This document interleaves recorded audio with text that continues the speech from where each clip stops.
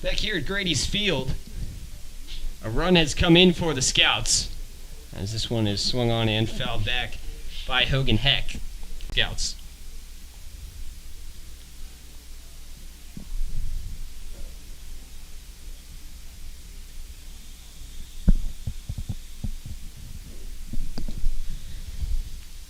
Matt McNaney, the DH, is the batter, 0 for 1 with a walk today. Should mention Hogan Heck was the first batter that faced Mitchell Lewis, so he's now going through the order for the second time. The Scouts are going to try to figure him out. At least the front half of this order is the back half hit him pretty well on the first try. 3 hits in the inning for Xenia. First pitch is in there for strike 1 from Mitchell Lewis.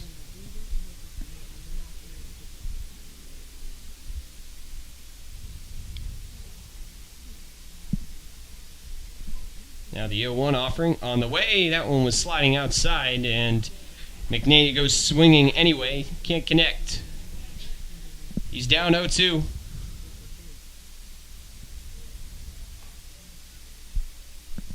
Swing and a miss on that one. It was dropped by Sammy Sass. First base is not occupied, so McNaney's going to try for the drop third, but he won't get it.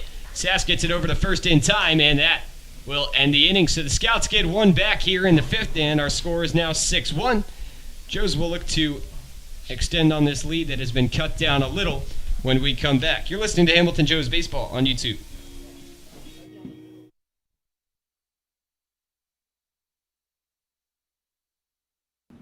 Butler County Mental Health and Addiction Recovery Services, in partnership with the community, is here to provide comprehensive recovery-oriented system of care and prevention.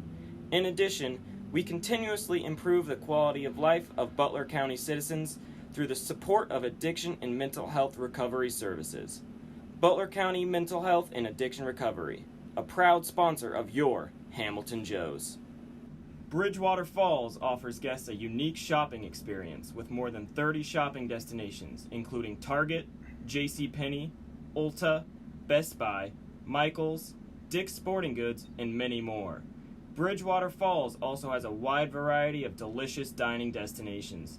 From burgers to pizza to sushi, experience all the flavors of Bridgewater Falls. Bridgewater Falls is located just off the Butler County Veterans Highway, Ohio 129, at the corner of Princeton Road and Bypass 4. Come experience a great shopping, dining, and services in the heart of Fairfield Township, Ohio. At Brown Dawson Flick Funeral Home, we don't just care for the recently departed. We serve those who held them most dearly. Our families have known since 1935 that they can count on our honest and respectful staff to provide only the highest level of service. The kind of service that you can't get just anywhere these days. We invite you to explore our site to learn more about Brown Dawson Flick Funeral Home at browndawsonflick.com. A proud sponsor of your Hamilton Joes. Carefree Heating and Cooling is an AC service in Hamilton, Ohio you can trust. When you are looking for quick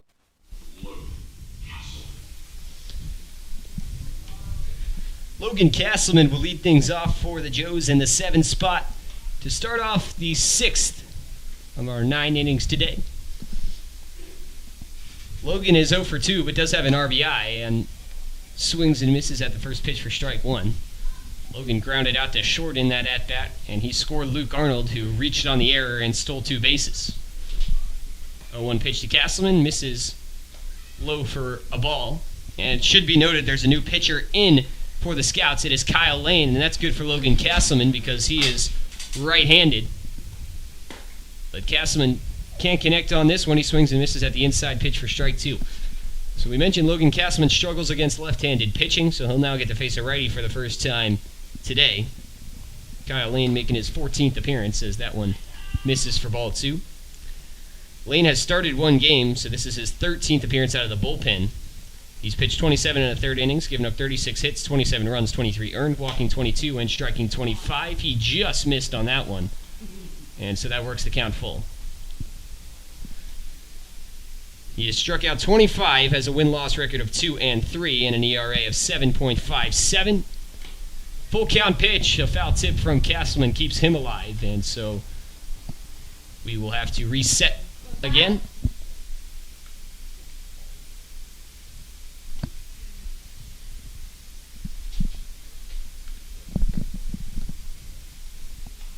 Now the pitch, and that one hit off of Castleman, and so he will reach base.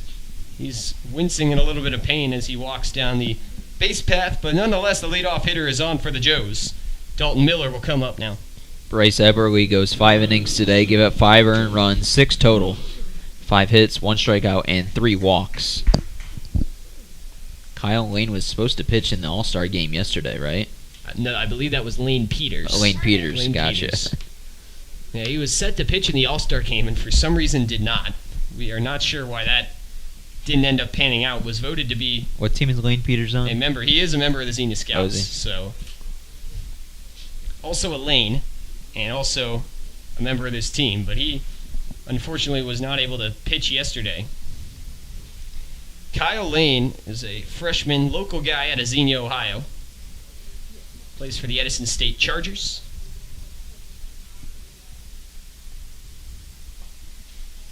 Teammate there with Joe's pitcher Preston Heintzman and former Joe's catcher Dylan Valauer. First pitch to Dalton Miller is flared off the end of the bat out of play. So there's a runner on first, nobody out in the inning after Logan Castleman had the count full and was hit by a pitch. 0-1 is the count to Dalton Miller.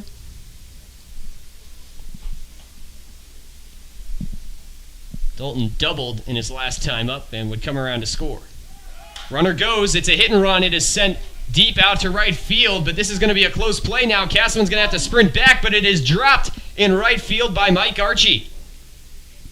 That one was in his glove for what seemed like a long time, but he wasn't able to fully secure it. I think he was getting ready to throw to first because he saw that Castleman was all the way at second and just lost sight of the baseball for just a split second. Next thing you know, runners on first and second, nobody out. Yeah, I agree with you, Sam. He was running in towards that baseball, and Castleman was way off of first base as he was at second when that was made. So he thought maybe that ball would get down when that catch was supposed to be made by Mike Archie, but he was a little too focused on what was coming and not what was at hand. He can't secure the ball in his glove. First pitch to Garrett Staten is in there for strike one. Do we need to tell you what happened his last time up? 0-1 pitch on the way, and that one catches the outside corner for strike two. A couple of good pitches from Kyle Lane to Garrett Staten.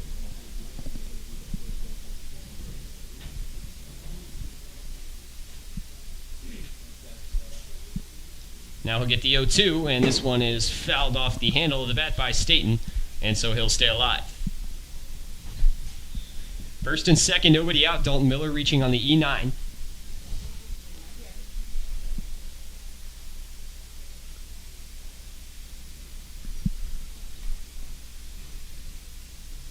(0-2) to Staten. Lane takes a long look at second, and after coming set, he will turn around.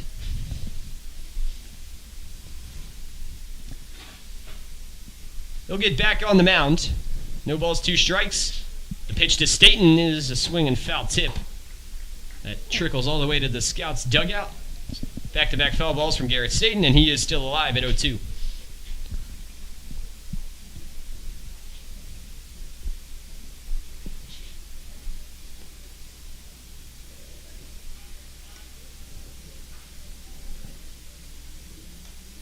Here comes the offering. Runner goes from third. This one's off the end of the bat and popped out of play directly behind Garrett Staten.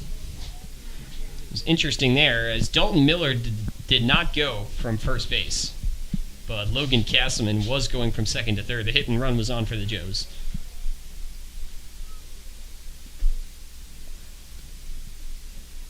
Castleman returns to second, and now we'll get another 0-2 pitch.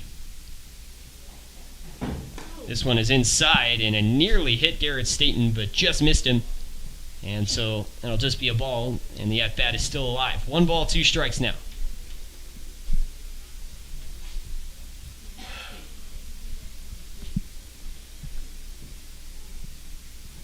Lane takes a long look at Castleman, now home. Back to Castleman, back home. Here comes the pitch. Swing and hit off the end of the bat, out of play. Garrett Staten with a marathon at bat. He's fighting everything off right now. Anything close at the plate. He's done a really good job with runners in scoring position this season for the Joes. Already has 3 RBIs tonight.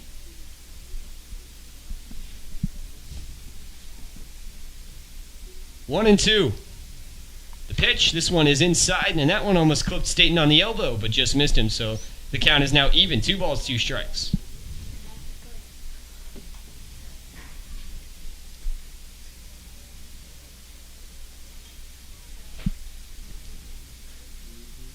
The 2-2 to Staten will not come before a step off from Kyle Lane.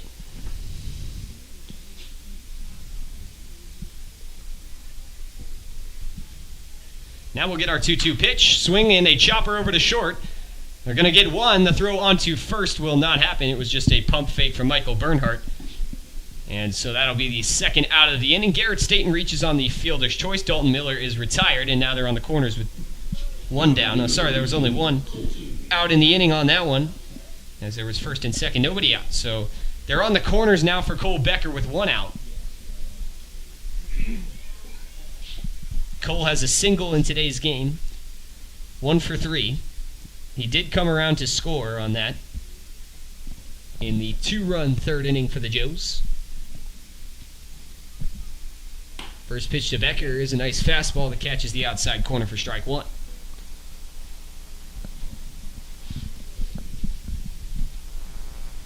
Good crowd on hand here from Xenia, the most we've seen here at Grady's Field, coming to support their team in their final home game of the season. Curveball just missed inside there to Becker, rather. 1 ball and 1 strike. Lights are on here at Grady's Field. It's not 100% dark yet in Xenia, but it will start to get that way as this day moves on. There's going to be a pickoff move to first, but it will not succeed.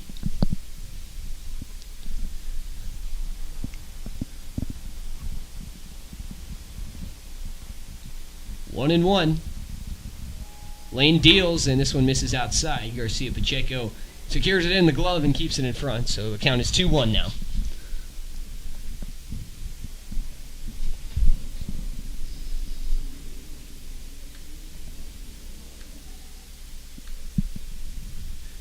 Two balls and 1 strike. The pitch off the end of the bat into the right side. It'll get through just past the outstretched glove of Michael Bernhardt on the 1 hop. And that will score a run. It's 7-1 now as Logan Castleman comes in to score from third on the RBI single from Cole Becker. Yeah, Becker didn't hit it hard, but found a gap in the infield and got by Bernhardt. Another RBI single for the Joes bats. This one given credit to Cole Becker. The Joes extend their lead back up to 6 after they gave up 1 run in the bottom of the 5th. 7-1 our score. The lefty John Sanjul comes in. First and second, 1 out. First pitch to Sanjul. Paints the outside corner. Strike 1. Sanjul has reached base twice today on a single and a walk. Back in that 4th inning, when he did walk, he was trying to steal second, but he was gunned down by Abraham Garcia Pacheco behind the plate, and there was a nice tag applied by Michael Bernhardt. The throw was a little high, but he was able to not only get in his glove, but pull it down and apply the tag before Sanjul could get in. 1 ball, 1 strike to John. Lane looks back at second and now home, and this pitch is inside the whole way for ball 2.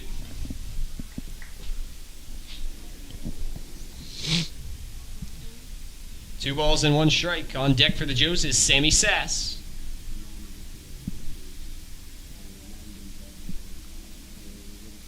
Lane's pitch. This one is sent out into right field. Is it going to get down in fair territory? It won't.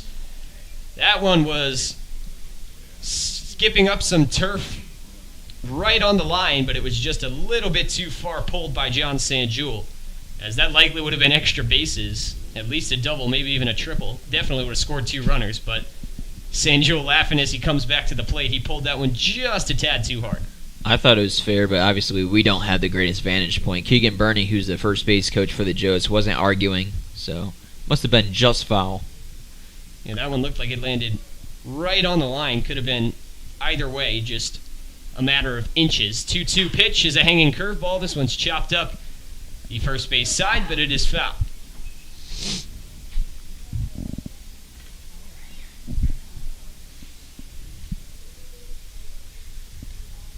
The count is even 2-2 to John Sanjul. One down in the inning. Joe's lead has been extended back out to 6 in the top of the 6th inning. 7-1 our score.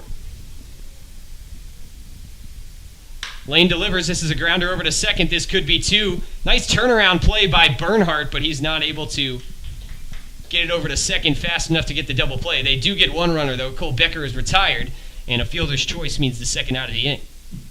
Now batting number 22, Xenia. It's quite interesting. 5 guys have batted for the Joes in this inning. All 5 have reached safely initially, but we've had 2 guys reach on the fielder's choice to result in 2 outs in the inning. Sammy Sass is the batter for the Joes. Keep an eye on John Sanjul at first. Joes have been very active on the base paths today.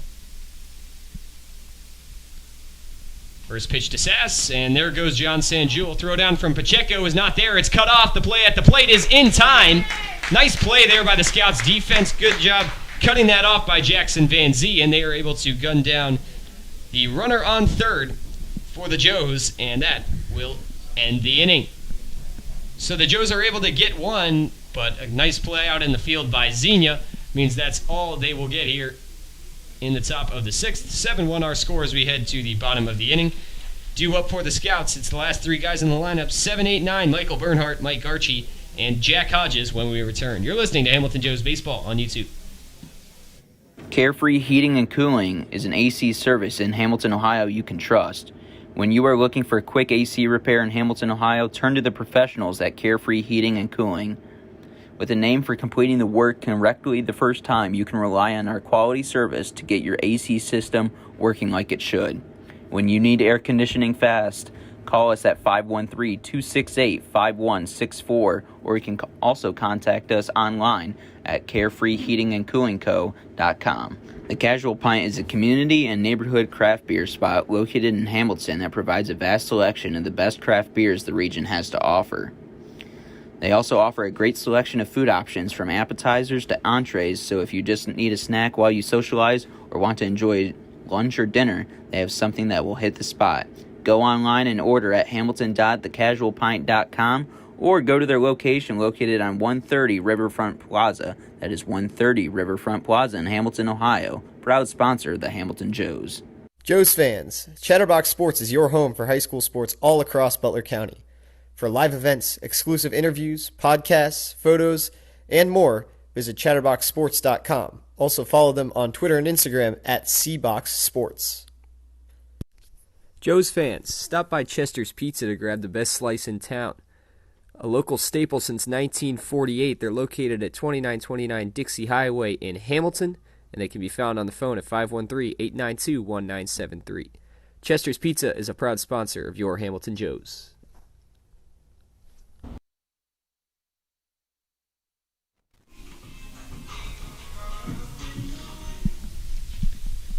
Back here at Grady's Field for the bottom of the 6th inning, Hamilton Joes leading the Xenia Scouts by a 7-1 score. Mitchell Lewis retakes the mound for Hamilton, and his first pitch into Michael Bernhardt catches the zone, strike 1.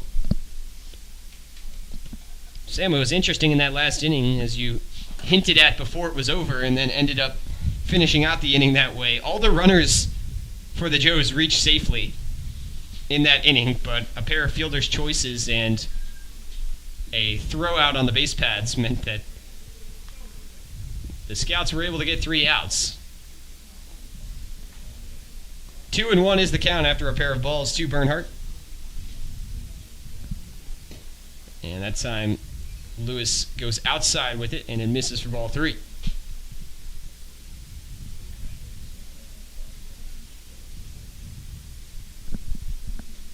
The kick and deal from Lewis is low and in, and that is ball 4. Leadoff walk for Michael Bernhardt.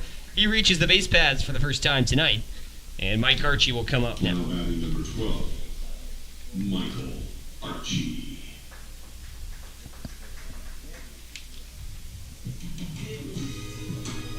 Archie's 0 for 2 today with 2 strikeouts.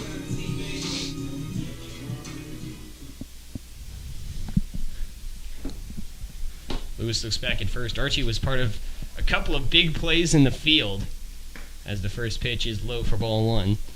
First, the inside the park home run from Garrett Staten that he had a chance to go after, and he decided to play the short hop, and it actually got by him. And then also, he had one that got into his glove, but was dropped from the bat of Dalton Miller as he was trying to go for the double play and get Logan Castleman, who was already at second base and had not tagged up. He flared that one out of play, so the count is 1-1.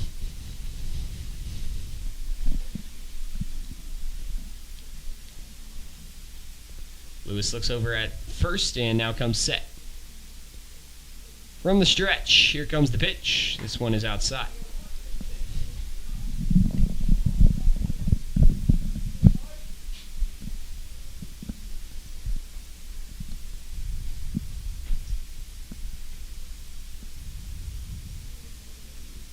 Two balls and 1 strike. Lewis deals. And that one missed the outside corner. Sammy Sass tried to frame it, but he could not. Ball 3.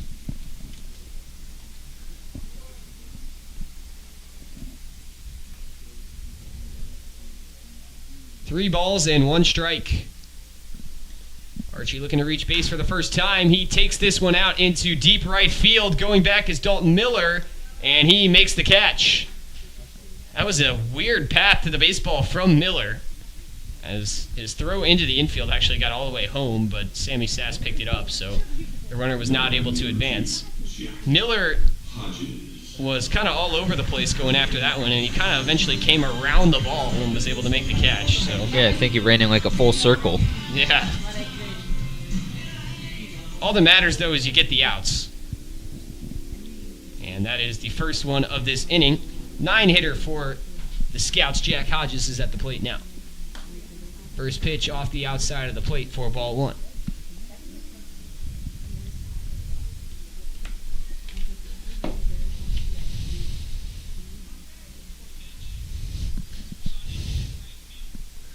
And that next pitch catches the outside corner for strike 1.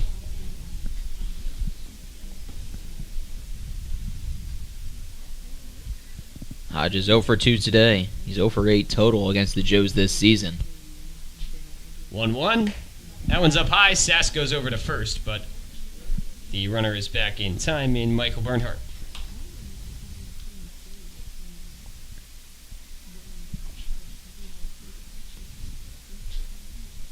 Two and 1 is the count. There's a lot of pitchers in the Joe's pen, but none of them are doing any active warm-ups right now.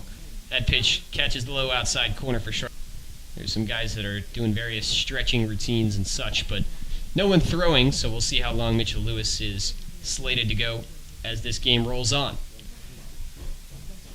2-2 delivery. Corner there, backwards K for Mitchell. Strikeout, rather, of the outing. He's got a cheering section here in Xenia tonight. Lefty faces the righty Mitchell Lewis, runner on first, 2 outs. Scouts trailing by 6. Lewis looks back at first and now sets. Barnhart is leaning, and now Lewis will check on a bit of a high throw, but no problem for the tall Matt Deering, who's able to just haul it in.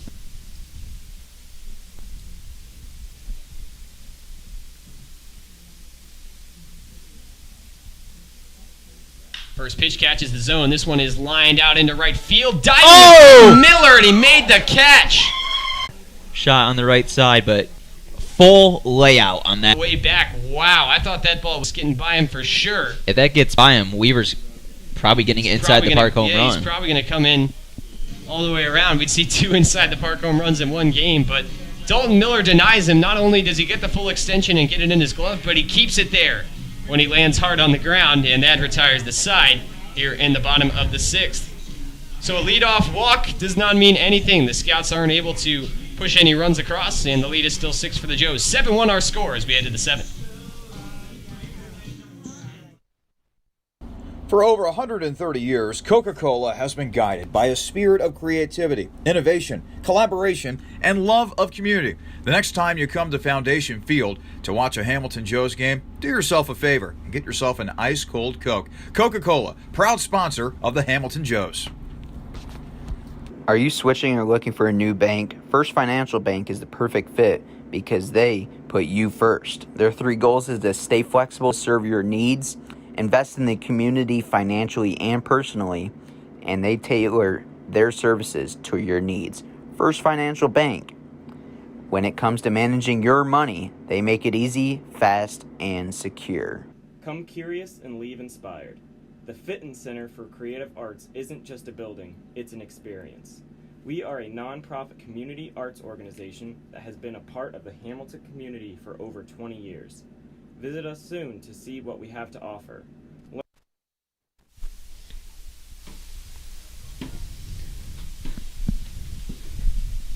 Dalton Miller with the catch of the year to end the last inning, and we didn't even get it on camera. We apologize for that. Our lens does not have a wide enough angle. We can't catch both foul poles, so I guess you'll just have to take our word that it was a full extension layout from Dalton Miller to make the catch. Kyle Lane retakes the mound for the Scouts and delivers a ball and a strike on the first 2 pitches to Sammy Sass, who stood in and faced Lane in the last inning. Off the bat, I didn't think Dalton Miller had a shot at it. And then initially when he dove for it, I'm like, what are you doing? Yeah. That ball's going to get by you. He had to get a pretty good leap to even get far enough across his body to get the glove out and even have a chance at it. But not only was he able to do that, he hauled it in. Amazing catch by Dalton. Back-to-back balls to Sammy Sass, and the count is 3-1. And that's something that is going to make Daryl Grissom very happy as he's listening at home, as that pitch is a called strike. Sammy Sass tossed his bat over. That was a pretty delayed call by Brad Donathan. It appeared like it was in the strike zone, but Sammy Sass was waiting and didn't hear anything, so he figured, hey, base on balls, but hey, Donathan calls it a strike late. Count runs full. So Sammy's got to be careful here. The payoff pitch from Lane. Off the plate, ball 4 now. So Sass just had to watch a pitch go by, and the leadoff man is on for the Joes. Leighton Banjoff will come up to the plate. He reached on an error his last time up. Made it to second base before being eventually stranded there. Runner on first, nobody out here in the top of the 7th. First pitch to Banjoff, and he goes golfing at that one, swing and a miss for strike 1.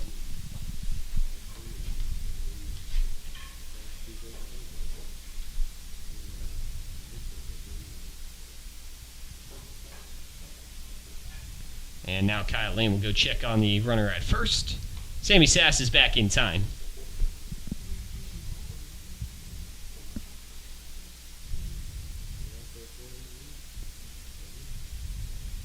And the 0-1, that one's right over the plate, strike 2. Nice fastball there from Kyle Lane, and now Banjoff behind in the count.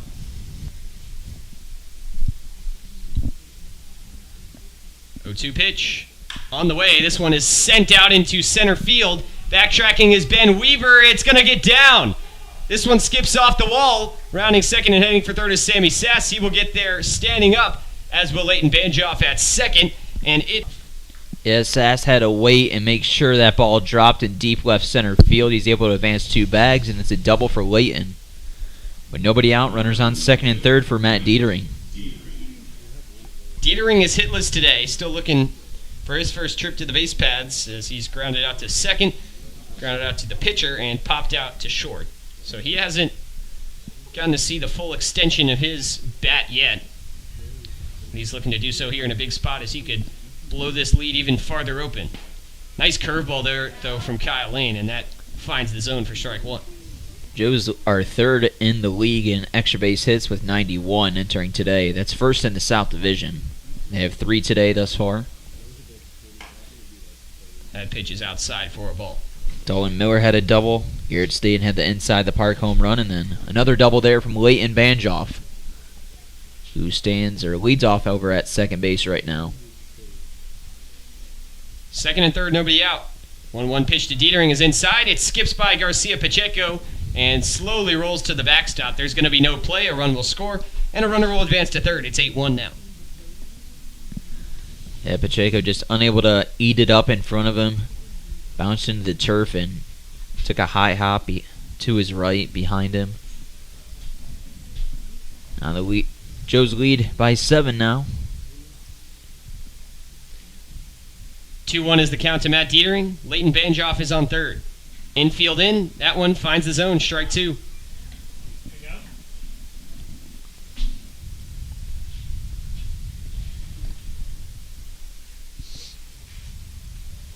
Two balls and 2 strikes. Dietering grounds this one up the middle. It's through the legs of Kyle Lane, who slaps his mitt in frustration. Matt Dietering gets his first hit of the day, and it's an RBI single. Right through the wicket, straight back up in there from Matt Dietering. Gets the RBI single. So that scores the second run of this inning, and it is 9-1 now for the Joes. Luke Arnold comes up for the plate. He is also hitless today, but has reached base twice. Last time flew out to Ben Weaver in center.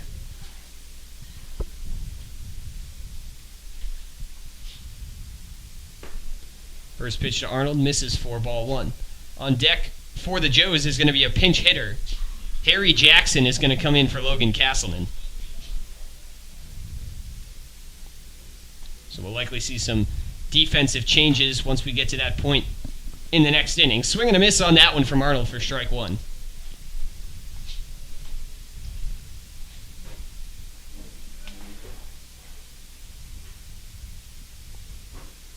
Now the 1-1 pitch is on the way from Lane. This one hangs, but Arnold's out in front of it for strike 2.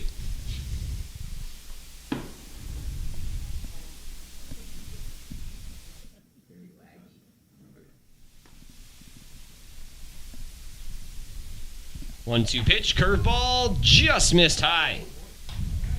That one was really close, but it is ball 2 to Luke Arnold.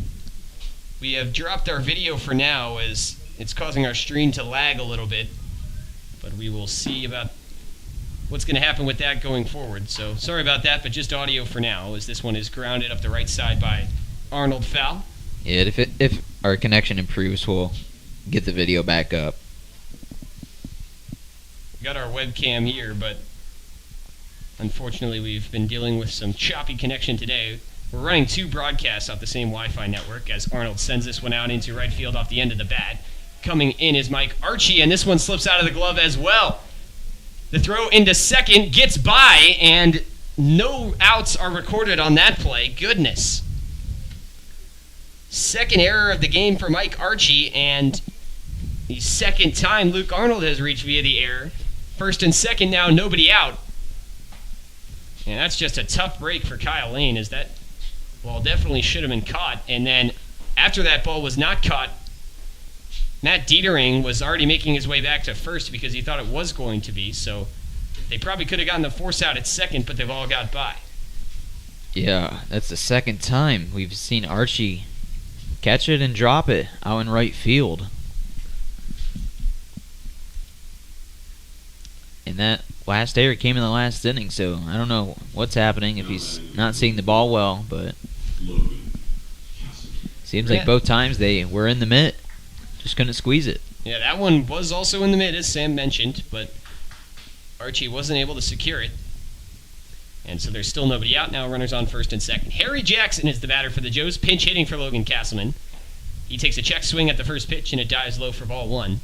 And now with the Joes up 8 runs and runners on first and second, if they were able to score both the guys on the base paths now and shut the scouts out in the bottom of the inning, that would enact the run rule.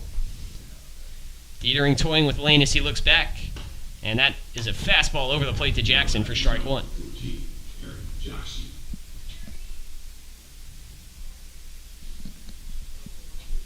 One ball and 1 strike to Harry Jackson. Team leader in average. Did not start today, but just came in to pinch hit for Logan Castleman. This one's off the handle of the bat, and it is sent up and over the screen. Jackson batting .346 this year, making his 26th appearance for the Joes.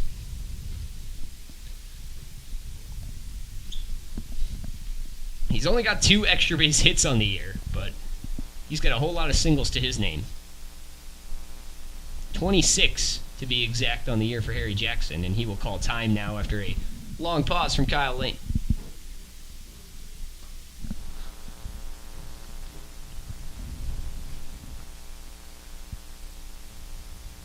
Lane sets, looks back at second, and now home.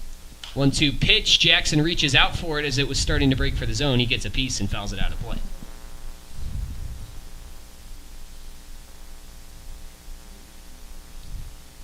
So, had Jackson laid off on that one, that probably would have been called strike 3. So, to be safe, he just tried to get a piece of the bat on the ball, and that's exactly what he did. He stays alive. 1 ball, 2 strikes. Lane's pitch on the way. This one's inside and just missed Jackson on the inside part of the jersey, and so that'll just be a ball. The count is 2-2.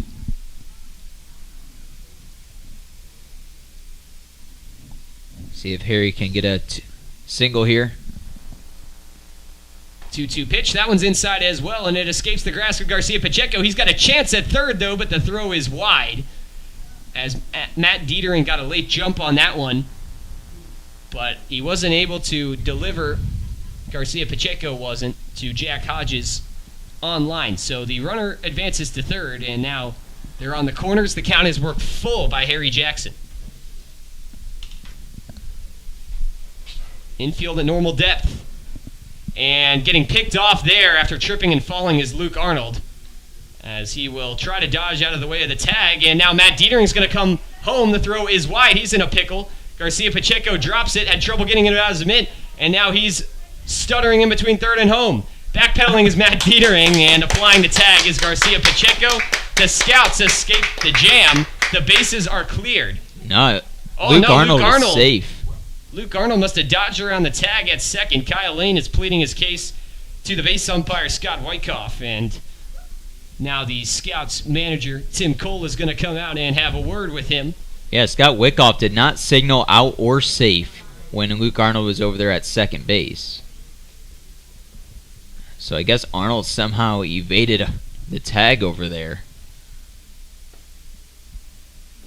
And that's huge, because had Dietering known that Arnold evaded the tag, maybe he would have stayed over at third, and he only went home in all of the confusion. And had he gone full speed, he might have been able to actually get home. But he just kind of stuttered. I'm not sure what was going through his head. But anyway, I believe the Joes have actually now escaped the double play in wacky fashion, as now the scouts have finally recorded the first out of the inning. As of right now, there's a runner on second, 1 out. Harry Jackson faces a 3-2 count. However, of course, things could change. Arnold had initially almost given himself up to the scouts as he had the lead on first, and when he was trying to go back, he tripped and fell and just kind of crumpled over. And first baseman Patrick Hope started to kind of walk towards him, but Arnold actually was able to gather himself quickly, get up, and start running around in the pickle, which apparently he was able to get out of. Yeah, it was just a strange play because Wyckoff did not signal out or safe on Luke Arnold, who was in a pickle, and the next thing you know, Dietering is somehow in between third and home, and they got Dietering out, so only 1 out in the inning. The Joes only need 2 more runs to have a chance to run rule the scouts. There was nobody out, so the Joes had a really good chance to score 2 more runs, but now 1 guy on, and Harry has a 3-2 count with 1 out.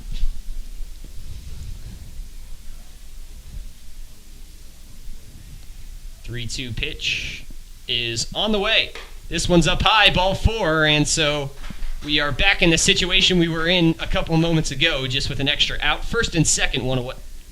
We'll have to ask Luke Arnold after the game whether he was tagged or not. Yeah, that was very interesting. I mean, obviously, any guy's going to make an attempt to get out of the way. You saw him do that, but I wasn't able to tell if he did, and I just kind of assumed he was out. Dalton Miller, the batter for the Joes. In all that confusion, we may have forgot about the web gem he made to finish off that last inning.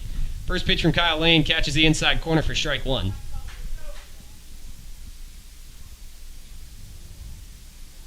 Double play depth in the infield for the Scouts. Here comes the 0-1 pitch. Check swing from Dalton Miller on the pitch in the turf, and he went around. Garcia Pacheco keeps it in front, and Miller's down 0-2. Jackson, who's standing on first, who just walked, had 2 at-bats in the All-Star game yesterday, and was walked in one of them, popped out with the bases loaded in another.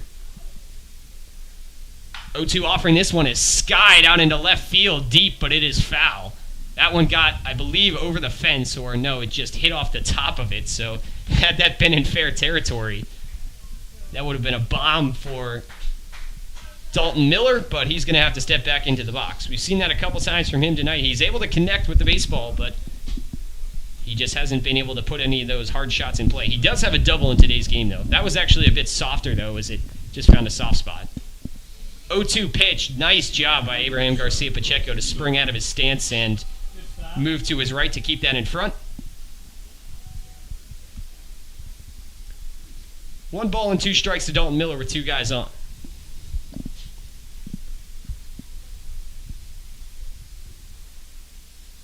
The pitch.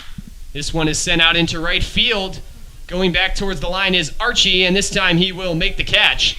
Tagging from second to third is Luke Arnold. The throw is cut off. So now they're on the corners with 2 away.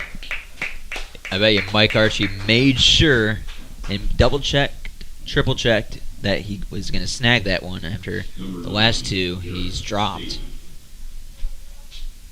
Yeah, so he made sure on that one, and he was able to haul it in. Runner tags from second, and now they're on the corners for Garrett Staten with 2 outs. Garrett has reached base twice today. Or, I guess not reach base on the inside the park home run, but at least touch the bases. As the first pitch offering is delayed by a pickoff move back to first. Harry Jackson's back in time. Jackson's high school teammate at Lake High School, Scott Makowitz, who plays for the Toledo Rockets, was the MVP yesterday, as this one is skied out into right field. Mike Archie is coming in, and he will make the catch, as that will retire the side, and Harry Jackson is a bit slow to get up on second base. He is favoring that right leg. Yeah, that is not good for the Joes. As when that ball was caught, he was actually sitting down on the turf. Yeah, so he was rounding second, and he actually missed second base, so he's going to go back to touch second and just had an awkward fall. But he's back up to his feet, and it looks like he'll be able to walk that one off and stay in the game. Just an awkward play. So Harry Jackson is going to walk back to the dugout under his own power, and we'll see if he comes out into the field for this next inning. But for now, we will stretch here in Xenia. The Joes had a chance to maybe try and put this one away in this inning if they could have gotten 2 more runs across and maybe enact the run rule, but they could not. So our score stands at 9-1. Mitchell Lewis will stay in the game, and he will pitch when we come back. You're listening to Hamilton Joes Baseball on YouTube.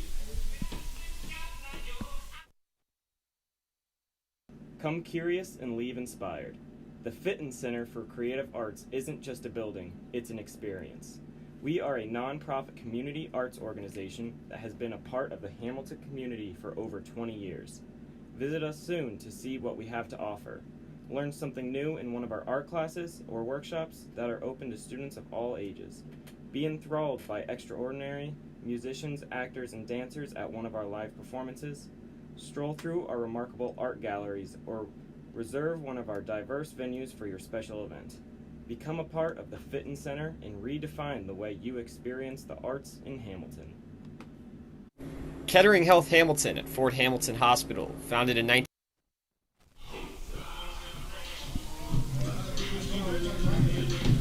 Patrick Hope takes the mound, or takes the box rather, for the Xenia Scouts. Taking the mound is Mitchell Lewis for the Hamilton Joes as we begin things here in the bottom of the 7th. Joes extended their lead in the top of the inning. It's 9-1 right now. This is Mitchell Lewis's 4th inning of work. First pitch is in there for strike 1. That is exactly how long Lewis went in his first outing.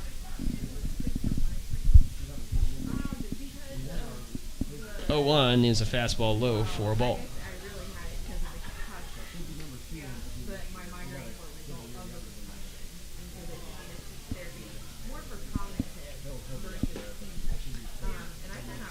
That one finds the zone, so that's strike 2. Yeah, that was a nice curveball that Hope swung over the top of.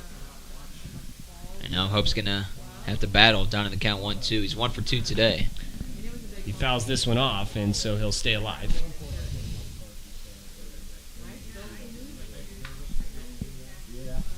One ball and 2 strikes.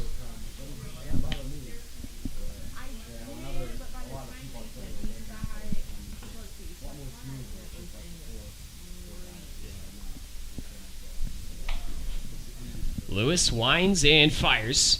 Called strike 3. That one's right over the plate, and it freezes Patrick Hope. That's the first out of the inning. Now batting number 40, Jackson Van Z. Jackson Van Z comes in to hit now. Van Z's had a pretty good day, 1 for 2 with a walk.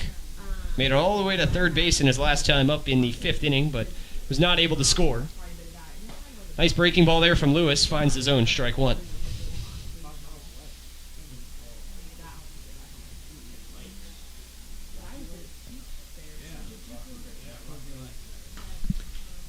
And the next pitch from Lewis is low for a ball.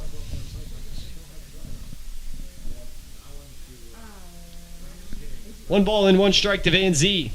Batting from the righty box. Here comes the pitch. Breaking ball, and he takes a swing. It is popped up and then bouncing over to second base. Cole Becker scoops and delivers over to first for the second out of the inning.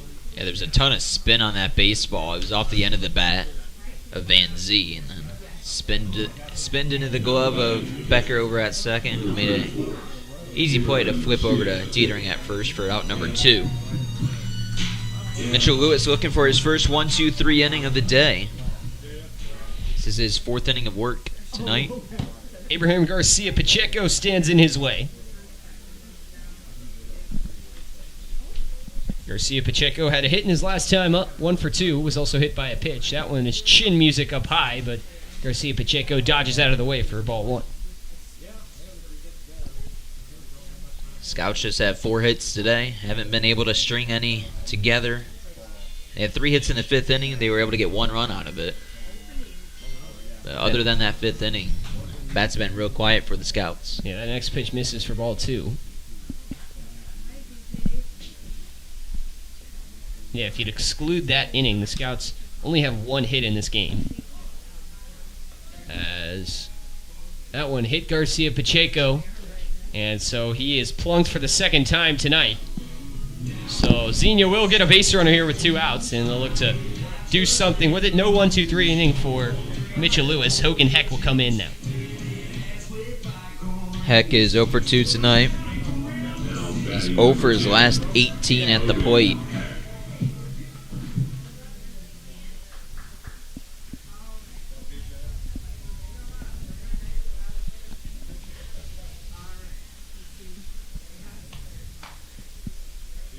First pitch is outside.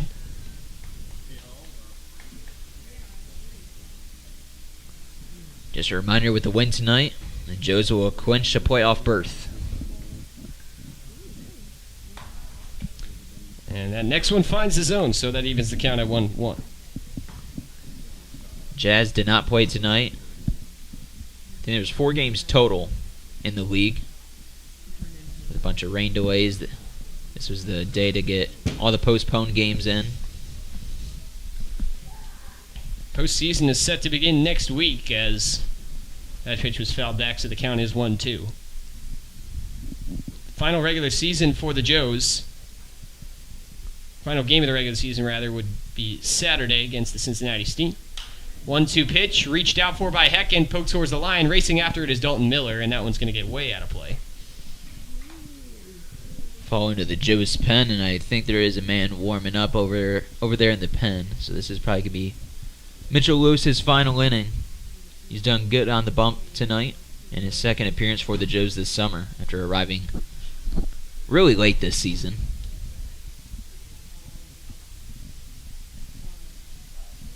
One, 2. Pitch on the way. This is an eephus, but can't fall down and find the zone, so Lewis misses up high, and the at-bat extended 2-2 now. Yeah, that was a curveball that started at the Probably 2 feet above Heck's head and landed at the head and neck area. 2 balls, 2 strikes. Lewis's pitch is off the plate, and the count is worked full.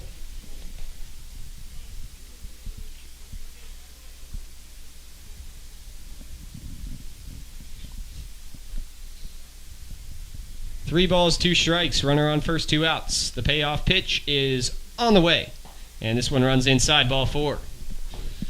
Nice at-bat there from Hogan Heck. Extends the inning, and now they're on first and second. Matt McNaney will come in. Now batting the designated hitter number 21, Mason Packwood. Or we're going to get a pinch hitter, rather. So Mason Packwood's going to come into the game for the Scouts.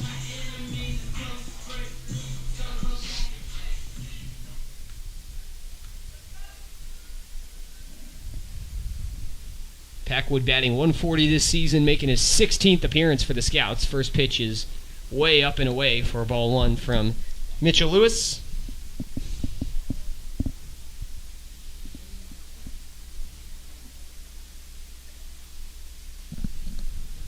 Oh and 1. Lewis looks at second and now at home plate. Fires a fastball right over Broadway for strike 1.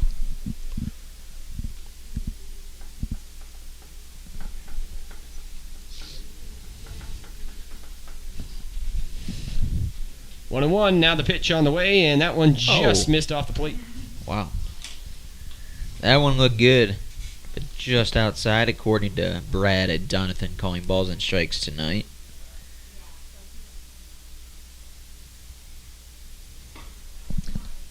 As that one finds the zone, though, so that is strike 2.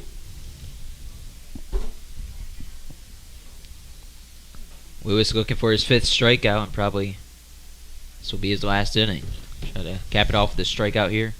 2-2 is low, so the count is worked full again. He pitched 4 innings in his first outing. He came in relief for Clay Brock on July 17th against the Scouts team, and he went 4 innings, gave up 2 earned runs, 2 hits. Payoff pitch, called strike 3 on the inside corner. That's a way to end your day. Mitchell Lewis gets another K, and he retires the side unscathed. So the inning is delayed, the end of the inning rather, by a hit by pitch and a walk, but Mitchell Lewis is able to escape, and no runs will score. 9-1 our score as we head to the 8th inning, the penultimate one here from Grady's Field in Xenia. You're listening to Hamilton Joe's Baseball on YouTube. Kettering Health Hamilton at Fort Hamilton Hospital, founded in 1929, is dedicated to providing Butler County with community-focused health care. With skilled specialists and cutting-edge technology, they feature advanced wound care, emergency care with a Level 3 trauma center, heart and vascular care, maternity care, and orthopedics and joint replacement. Visit them at 630 Eaton Avenue in Hamilton or give them a call at 513-867-2000 for all of your healthcare needs. 4-Star Mechanical is your one-stop shop for all things heating, ventilation, air conditioning, and refrigeration. With over 100 combined years of industry-specific experience, they're equipped with the design and job site knowledge to complete every project from concept to routine maintenance. Call them at 513-737-1008. Frank's Glass is here for you, Hamilton and Fairfield, providing beautiful, reliable, and safe windows for all of your auto, residential, and commercial needs. Frank's Glass can be trusted to do the job right. Located at 5191 Dixie Highway in Fairfield, they can be contacted at 513-829-8284 or online at franksglass.com. If you're looking for an industry leader in all things related to windows and doors, look no further than L.E. Schofield Window and Door Co. With over 7 decades of experience in providing window and door repair and replacement services, as well as glass, screens, and other products, you can count on them to get the job done right the first time around. Call them today at 513-863-8932. Woman-owned and family-operated, M&G Body Shop has a honest and dependable staff that has over 30 years of experience bringing cars back to life. M&G Body Shop can get your car back safely on the road, providing a wide variety of services including bodywork. Kyle Lane's day is done out of the pen. New pitcher for the Xenia Scouts is Brandon Dean. Dean out of Maryville College will come in for Xenia in a 9-1 game. Joes have the lead.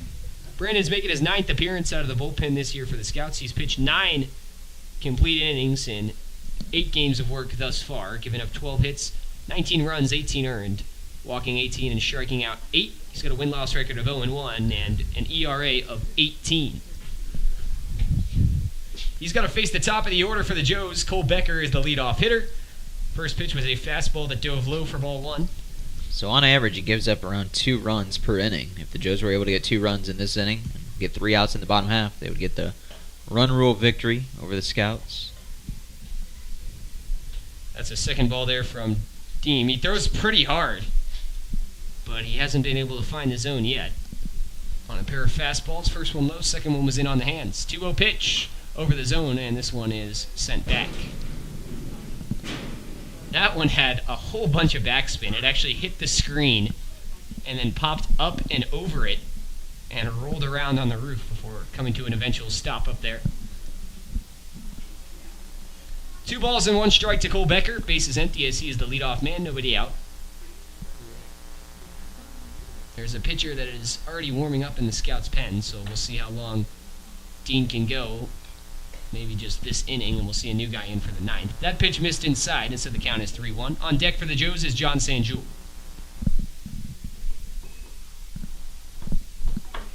3-1 pitch. This one is in, and it may have hit Cole Becker, and it did. Clipped him on the arm. Didn't matter because it'd be ball 4 anyway, but officially Becker will reach on the hit by pitch to lead off the inning. Now batting number 8, John St. Jewel.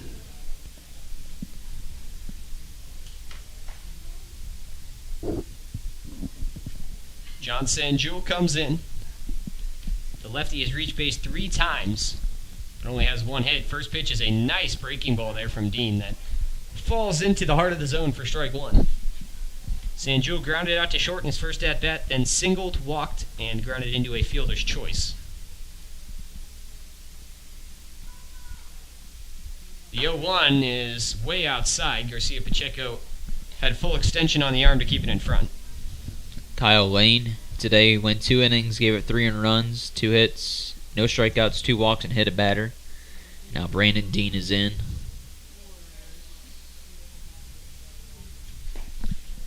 That pitch is missing for another ball, so it's 2-1. They checked down to base umpire Scott Wickoff, and Wickoff said he went around. So that's a strike actually to Sanjul, so the count is 1-2.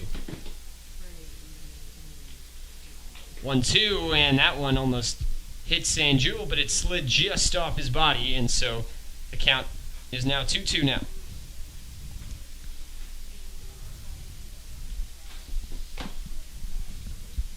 Two balls, 2 strikes. Runner on first, nobody out. Brandon Dean, the pitch to Sanjul is a breaking ball, misses high and away. For ball 3, count is worked full.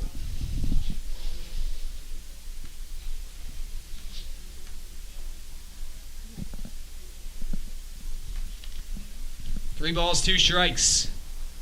Dean fires, and this one is low and in. That's ball 4. And so back-to-back walks to start off this inning from Brandon Dean. Or hit by pitch, I should say, in a walk. And so they'll be on first and second with nobody out. Sammy Sass is 1 for 2 today. He has a single back in the first inning, 2 walks, and a strikeout.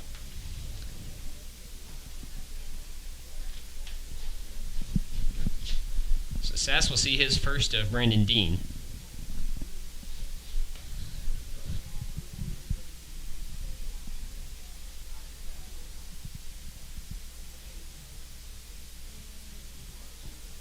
Nine-1 our score. First and second, nobody out for the Joes. Sammy Sass at the plate. Leighton Banjoff on deck. Brandon Dean comes set from the stretch. Righty on righty matchup. He looks back at second and Cole Becker. Now home. Here comes the pitch. This one's up high and has Sass leaning out for ball 1. Brandon Dean struggling to find the strike zone right now. Has hit a batter and walked a batter. 1-0. Breaking ball, and that falls right in there for strike 1. That breaking ball seems to be like the only pitch that is working right now for Brandon Dean.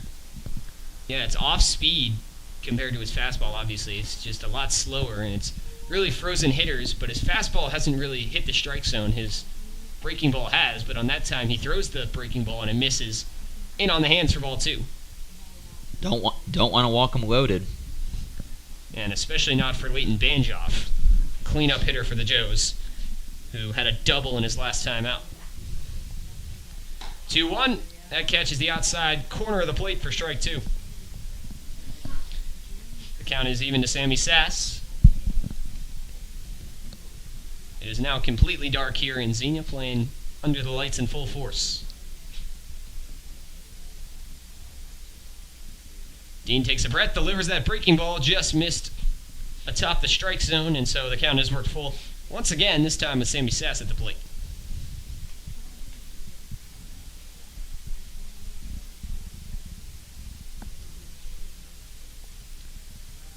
(3-2). Dean hung the arm and pulled back. Now Sass calls time.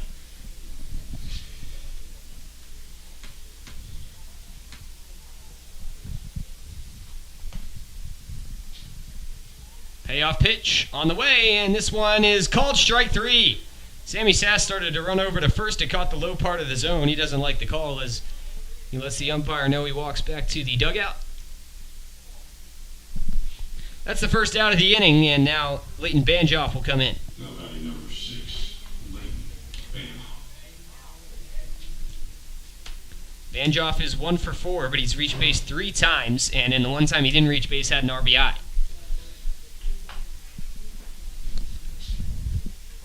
First and second, 1 out.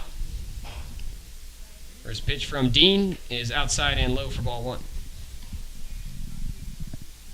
We're in the green right now for connection, so video back up. Video is back. So we'll see how much longer this game will last. So we've only got a couple innings to go. 9-1, this one is grounded over to third sharply. 5-4, 4-3 is not in time, and it actually skips over the head. So Cole Becker is going to come in, and he will score. So that extends the Joes' lead. It's a fielder's choice for Leighton Banjoff. John Sanjul was retired at second, and Banjoff stayed over at first. Cole Becker scored. So now 10-1 our score, runner on first. Joes still need one more run if they want to have a chance at a run rule victory tonight. See if Leighton Banjoff will be aggressive on the base paths and try to get in scoring position for Matt Dietering, who's at the plate right now. First pitch to Dietering is that breaking ball, and it finds the zone for strike 1. Dietering lays off. We're going to have a pinch hitter on deck for the Joes. It's going to be Ethan Lyman, who we saw have one at-bat against the Ohio Marlins a little while ago. 0-1 pitch is outside. Dietering moved the hands, thought about swinging, but decided to pull back. That evens the count at 1-1.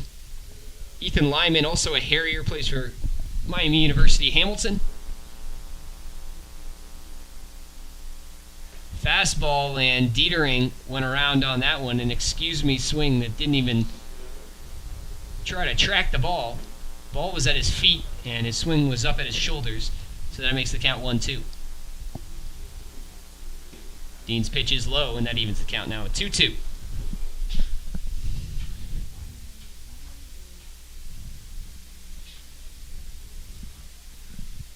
Two balls and 2 strikes. Dean's pitch to Dietering. And did he go around on that one? It skips by Pacheco, who fakes over to second. Dietering had a check swing. They appealed to the base umpire, and he says Dietering did not go. So the count is now full, and Banjoff is in scoring position.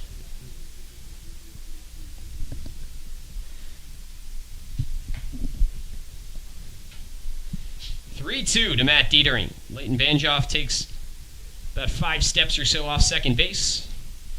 Dean comes set. Shakes the shoulder and now fires. Breaking ball just missed up high. Not sure where that missed, Luke. So that was a lucky break there for Matt Dietering. I thought that it was just a delayed call and he was going to get rung up, but... And Brandon Dean had both his arms up saying, hey, where did that one miss? Well, I thought that was straight down the middle. Yeah, and one must have just been a bit up high as it was that breaking ball. And so now they're on first and second. First pitch to Ethan Lyman. Look out. It runs in on his elbow, but he's able to turn into it and get out of the way for ball 1.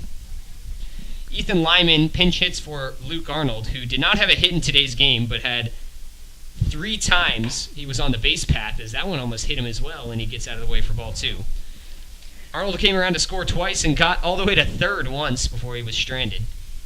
Lyman has 1 at-bat this year. That came in a pinch hit role. He grounded out to third base.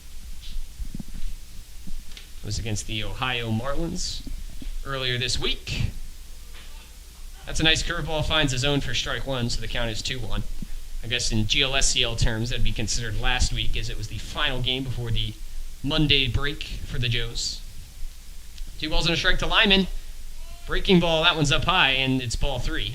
Harry Jackson is on deck for the Joes. Good to see him back in the on-deck circle after it looked like he may have hurt himself at the end of the last inning. 3-1 pitch is in the dirt. Check swing from Lyman, but he didn't go too far, and that means that Brandon Dean has walked the bases loaded. Yeah, this is going to be the 7th man to bat in the inning, Harry Jackson, who's getting his 2nd at-bat of the day after pinch hitting for Logan Castleman. But the Joes don't have a hit in the inning. It's just been walks and hit by pitches. 10-1 our score. First pitch to Harry Jackson misses outside for ball 1, and you think he may be sitting on a strike here. Yeah, if the Joes were able to score 1 more, get a chance to get a run rule victory in 8 innings. 1-0 pitch. That one's over the plate. Catches the outside corner for strike 1. Jackson started to swing, but decided not to. 1 ball and 1 strike. And this next pitch is inside and low for ball 2. Jackson walked back in his first time up in the last inning after coming in to pinch hit for Logan Castleman. 2-1 pitch is crushed out to left field, but it's going to be foul. There were some screams from the Joes dugout, but that one was foul. We've seen the Joes do that probably 3 or 4 times tonight where they've connected with a pitch, but haven't been able to put it in between the foul poles. Harry cranked that one, but just foul. Now he's going to have to battle up there at the plate with the count being 2-2.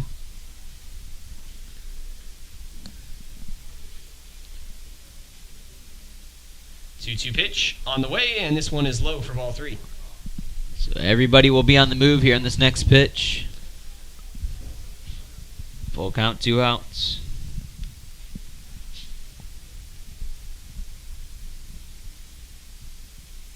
Here it comes. Swing and a miss.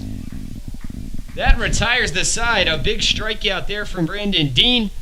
And we will play 9 here in Xenia. We go to the bottom of the 8th. 10-1 our score. Due up for the Scouts are the 7-8-9 hitters, Michael Bernhardt, Mike Archie, and Jack Hodges when we come back. You're listening to Hamilton Joe's Baseball on YouTube. Woman-owned and family-operated, M&G Body Shop has a honest and dependable staff that has over 30 years of experience bringing cars back to life. M&G Body Shop can get your car back safely on the road, providing a wide variety of services including bodywork, frame adjustment, painting, total loss evaluation, window and glass repair, collision repair, alignment, insurance claim reports, and paintless dent repair, and more. Visit M&G Body Shop at 12018 Hamilton Avenue in Cincinnati or call them up at 513-851-9056. Are your clothes still dirty after going through the wash? Is your fridge failing to keep things cold? Pay Appliance Service offers superior home appliance repair in Hamilton, Ohio, so you can get on with your day-to-day activities. They are a family-owned company offering fast and reliable appliance repairs. Their skilled service technicians work on a wide variety of brands and home appliances, providing quality repairs on everything from dishwashers to microwaves. Go to their location at 780 South Martin Luther King Jr. Boulevard or contact them at 513-285-3519. Pfefferly Tire and Auto is your car's home for all of its needs. Whether you just need a quick oil change, a repair, or you're in the market for new tires, Pfefferly will get it done with professionalism and honesty. And with convenient locations in both Fairfield and Hamilton, there's always a place nearby. Planet Fitness strives to create a workout environment where everyone feels accepted and respected. That's why at Planet Fitness Hamilton, Ohio, we take care to make sure our club is clean and welcoming, our staff is friendly, and our certified trainers are ready to help. Whether you're a first-time gym user or a fitness veteran, you'll always have a home in our judgment-free zone. Queen City Hospice is your local, independently owned and operated center that is dedicated to providing patient-centered care and support to residents of the greater Cincinnati area in whatever place they call home. We understand that our staff is the most important aspect of our organization, and that is why we hire only the most qualified and compassionate individuals in the industry. This is why our care is second to none.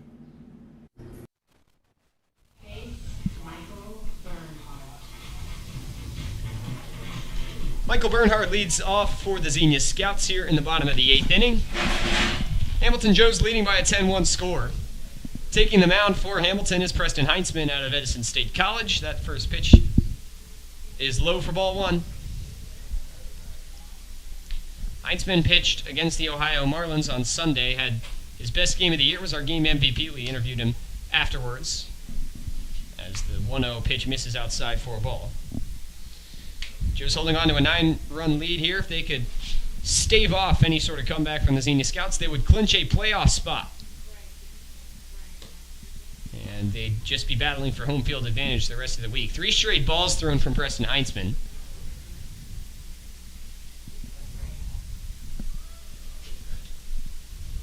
And so we'll see if he can get a get-me-over strike here. He's pitching from the stretch. And that one misses low and in. So that's ball 4. 4-pitch walk to start out the inning for Michael Bernhardt. And now Mike Archie will come up to the plate. 0 for 3 today. At right field, Michael Archie.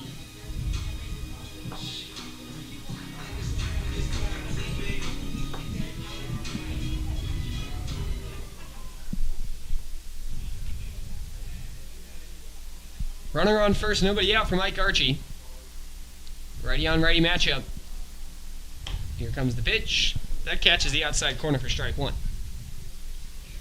Archie's 0 for 3 today. Also has a couple errors out in the field.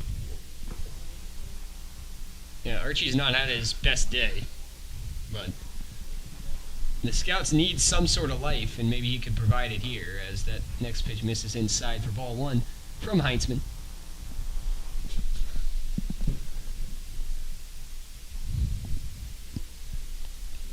Count even. Ball and a strike. Heinzman makes a quick turn over to first, but the throw was not the quickest delivery, so that means Bernhardt's back in time.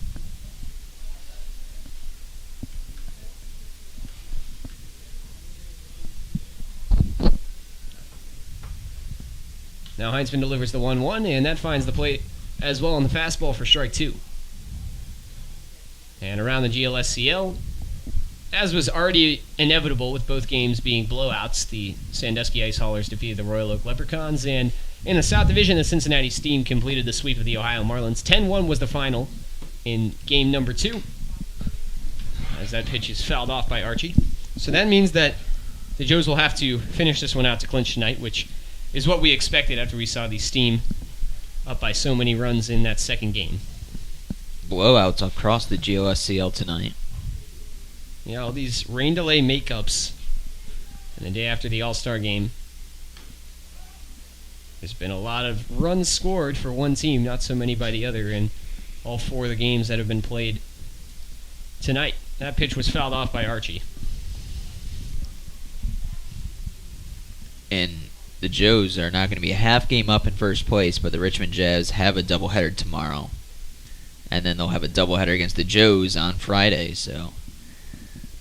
Yeah, that was a tough stretch. The Jazz really did not want to cancel that game against the Hamilton Joes last week, as they would have to have back-to-back doubleheaders.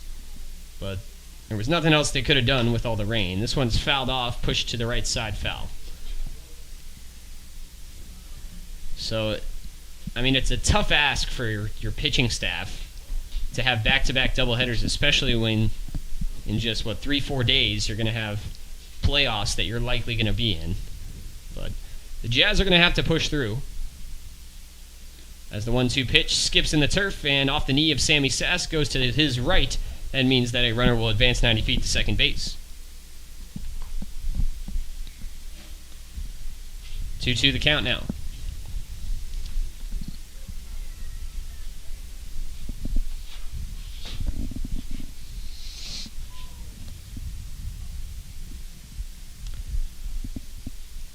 Two balls and 2 strikes.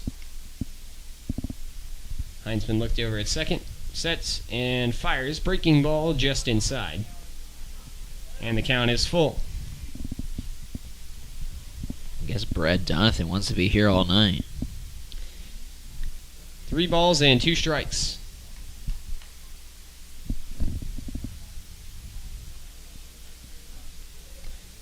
Heinzman's pitch is low for ball 4.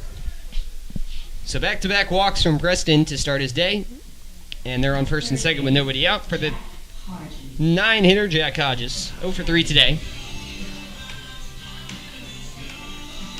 If you're Heinzman, you just gotta throw strikes. All 4 of the hits for the Scouts have come from the first 4 hitters. Each guy has 1. The last 5 in this lineup have been on base because of the walk. Actually, all of them have at least once, except for the guy at the plate right now, Jack Hodges, but they haven't been able to put many runs across. Only 1 on the board right now. Heinzman paints the outside corner there on the first pitch for strike 1.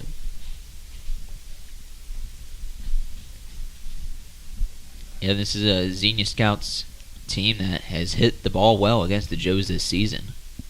Swing and a miss way out in front there is Jack Hodges. He can't connect on that pitch that actually bounced in the turf. And that's strike 2.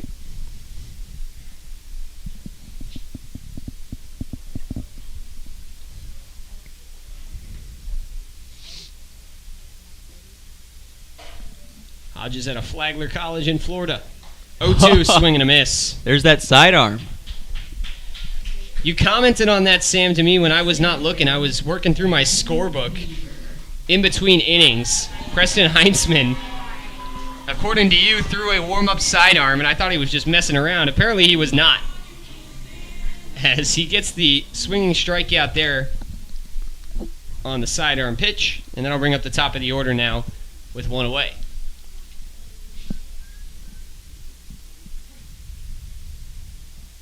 Righty on lefty matchup. Called strike in the outside corner on the first pitch from Heinzman.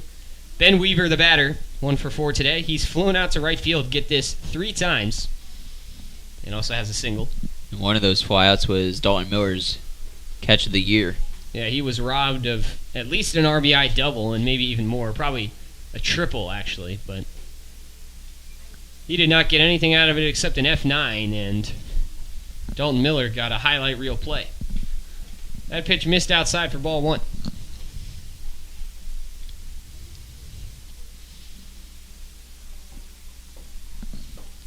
One pitch. Heinzman lifts the leg and throws. It was outside, and Weaver started to load but did not go around.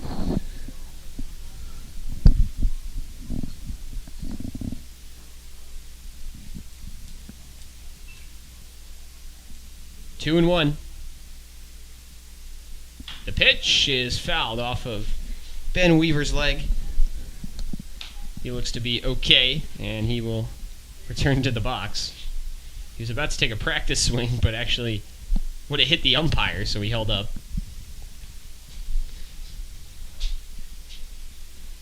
Two, 1 away, first and second. Heinzman kicks and deals. This one's a waste pitch outside, and Weaver does not go biting. The count is full.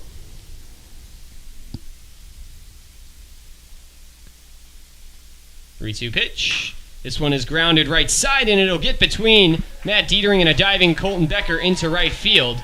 It is cut off, and so the runners will only be able to advance 1 base, but now they are loaded with 1 out for Patrick Hope. 5th hit of the game for the Scouts. Hope is 1 for 3 today.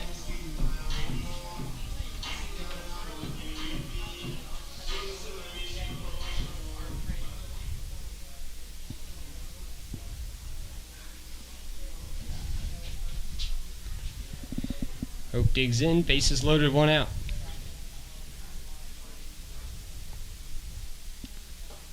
Heinzman finds the zone there for strike one. Sass actually dropped it, but it just plopped down on the turf in front of him. 0-1 to Hope. Heinzman's pitch is on the way, and this one finds the zone as well on the outside corner. Similar spot there from Preston, and that's strike two.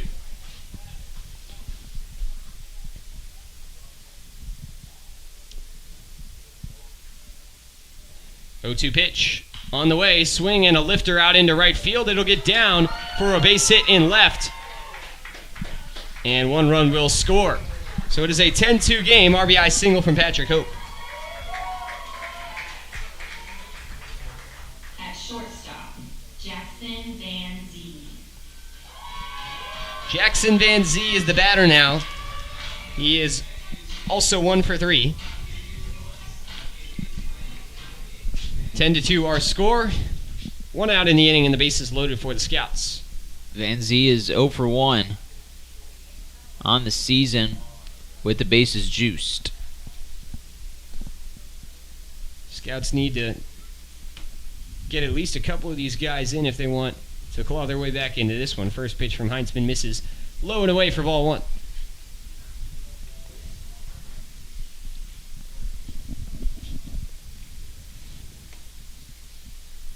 1-0 pitch. Heinzman takes a breath, looks home, and now deals. That finds the top of the zone for strike one.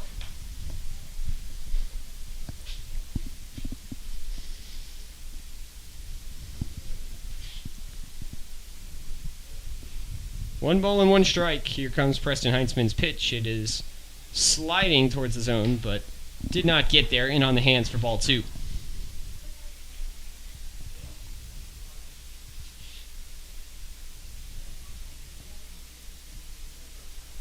Two and one.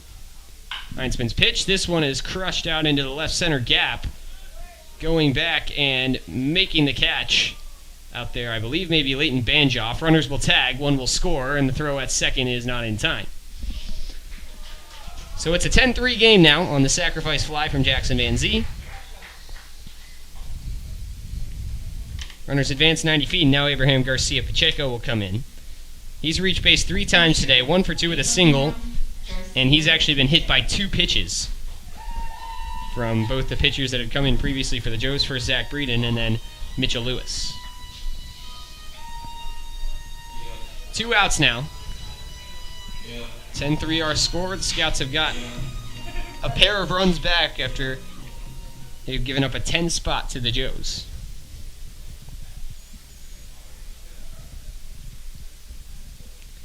Heinzman lifts the leg and throws home. That pitch catches the zone for strike one.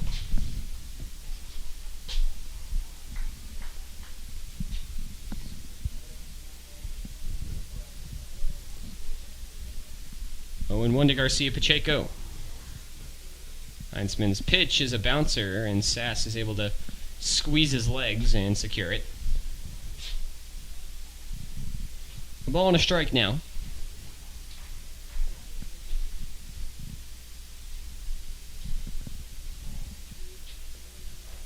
Heinzman sets, looks home, and fires. This one's over the plate, and it is skied out into center field.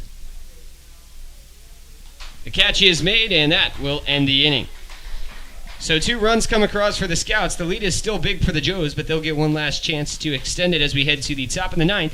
When we come back, due up the 8-9-1 hitters for the Joes, Dalton Miller, Garrett Staten, and Cole Becker. You're listening to Hamilton Joes Baseball on YouTube. Get ready, Joes fans. Raising Cane's is coming to Hamilton. Opening June 29th at 1479 Main Street, you can enjoy the world-famous flavor of Raising Cane's chicken fingers. Can't wait? Head down to Fairfield, where there's a Cane's located at 5120 Dixie Highway that can satisfy all your cravings right now. Raising Cane's is a proud sponsor of the Hamilton Joes.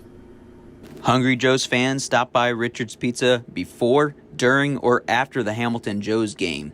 Order a pizza that was voted #1 best pizza in Butler County, or order one of their famous Italian steak sandwiches at Richard's Pizza, located on 417 Main Street. You can order online or stop by Richard's Pizza for your next delicious meal. Robinson Fence Company of Hamilton has been serving the community for over 27 years. Receiving an A-plus rating from the Better Business Bureau, they have been Hamilton's top choice for gating and fencing needs. Give them a visit at 1635 Howell Avenue in Hamilton, or give them a call at 513-867-0080. At Smoothie King Fairfield, we believe in helping each guest meet their health and fitness goals. That's why our ingredients are chosen carefully, and every one of our blends is crafted purposefully so you can rule the day. We can find the perfect blend for you with whole non-GMO fruits, organic veggies, and no artificial colors, flavors, or preservatives. We're ready to serve you a healthy meal on the go with contactless pickup and delivery options. Visit us at 8744 Michael Lane in Fairfield, Ohio, or give us a call at 513-829-0824. Smoothie King, smoothies with a purpose. Story Point Fairfield isn't just a place to reside. It's a place for residents to truly shine every day, offering a diverse range of senior living services our community. Final inning upon us here from Grady's Field. Top of the ninth is on the way. Dalton Miller will dig in to start it off. The 8-hitter for the Joes is 1 for 4. He had a double, came around to score. Back in the 4th inning. First pitch from Brandon Dean is low and in and skips all the way to the backstop for ball 1.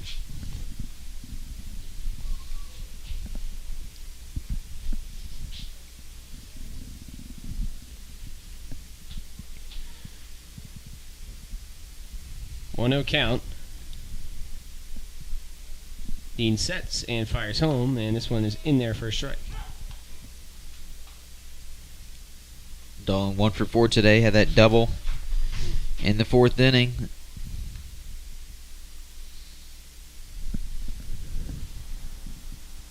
One count. Here comes the pitch. It's over the plate, and it is chopped third base side, but foul. Tyler Thaman gets a cheer as he barehands it. 1-2 now to Dalton.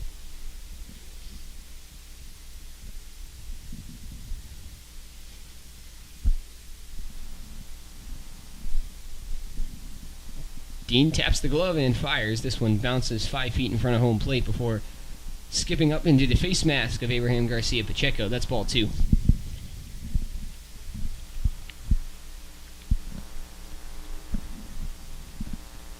Two count.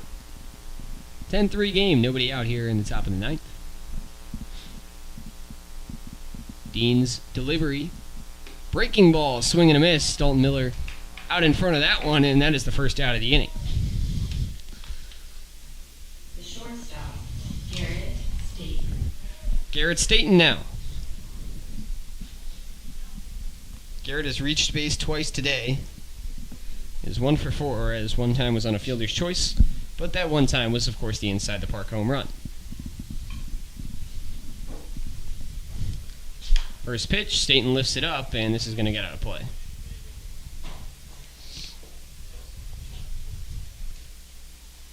And uh-oh, Sam. There's a man going into the Joe's pen, and it is Dalton Miller. So we may see him in the bottom of the 9th. Stay tuned for that. Dalton has pitched once this year. It was against the Ohio Marlins a couple weeks ago. 0-1 pitch to Staten. Falls in there for strike 1. Miller went 2 perfect innings, 3 no-hit before eventually pitching himself into a jam in his 4th inning of work. He was replaced by Harry Jackson, who gave up a few runs. Off the end of the bat, Staten sails this one out into shallow right. It'll get down for a base hit. So with 1 out, the second batter of the inning is on. And now we are going to see someone making his Joe's debut. The late signing for Hamilton, number 29 in black and gold, Alex Thornberry. Cincinnati native. Plays at Frontier Community College, and prior to that, Indiana University of Pennsylvania.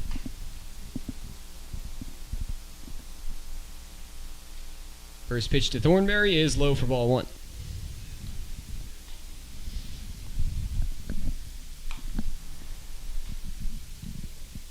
Alex 5'10", 170 righty.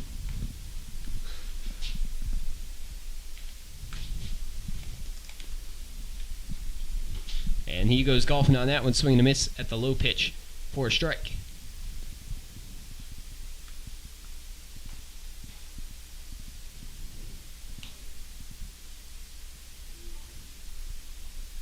He calls time. Thornberry is looking to transfer from Frontier Community College. Played his high school ball for the Sycamore Aviators.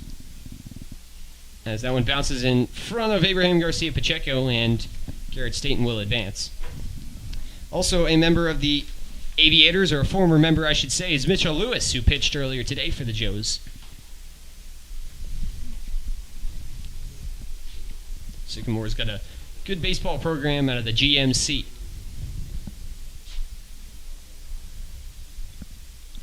Two balls and a strike. Now there's a runner in scoring position for Thornberry. Here comes the pitch. He lays off, and that one's in the turf.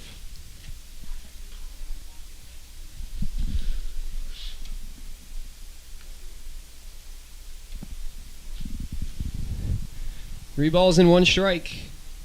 And the first at-bat is a Joe for Alex Thornberry. The pitch. This one is flared out of play on the right side. That fills the count up, 3-2. Thornberry's got a battle up there. Anything close? Dean sets. Taps and fires. Swing and a miss. That one gets by Garcia Pacheco, though. He will throw over to first and get the out. So that is the second of the inning. But on that play, Garrett Staten was able to get a jump off second and advance to third. The left fielder, John Sanjul. John Sanjul comes in now. He's reached base in his last 4 plate appearances. Walked his last time up. Officially, he is 1 for 3. This is his 6th at-bat of the game. First pitch was in there for strike 1.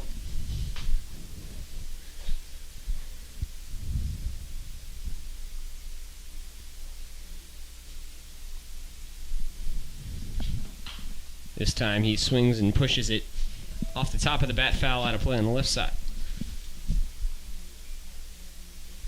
Count is 0-2 to John Sanjul.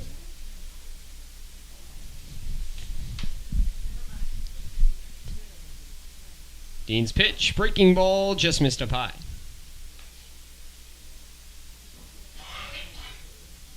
One ball, 2 strikes. Dean hangs the arm, sets at the belt, takes a breath, and deals. That one's inside. Sanjul held up. 2 balls, 2 strikes now to John. Crowd is relatively silent here at Grady's Field. They had a little bit to cheer for in that last inning as the Scouts pushed across 2 of their 3 runs. But silence during the Joes' bats. 2-2 pitch, way outside.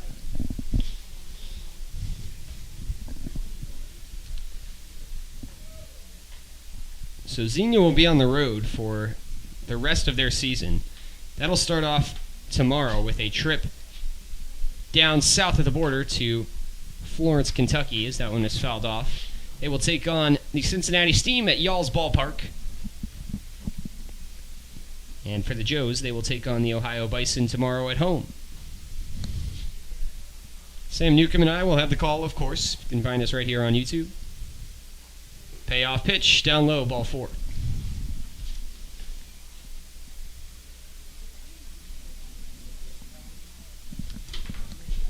So now they're on the corners with 2 away, and Sammy Sass is going to come in. He'll stay in the game. With the win today, the Joes will clinch playoffs, but there's still a lot more to play for. You want to get home field advantage, have the great fans at Foundation Field for 2 out of the 3 games, if it goes 3 games in the first round of the playoffs. First pitch to Sass is inside for ball 1. Yeah, home field advantage is something that certainly you want to play for. You want to be in front of the home faithful, especially if you've got a chance to win a big game. This one's in on the hands. It is popped up by Sass. Coming over is Van Zee from short to his right. He'll make the catch, and that will retire the side here in the top of the 9th. So we see some pinch hitters. Joe's got guys on the corners, but they weren't able to push any across, and our score stays the same. 10-3, last chance for the Scouts coming up. 3 bullets left in the chamber when we return. You're listening to Hamilton Joe's Baseball on YouTube.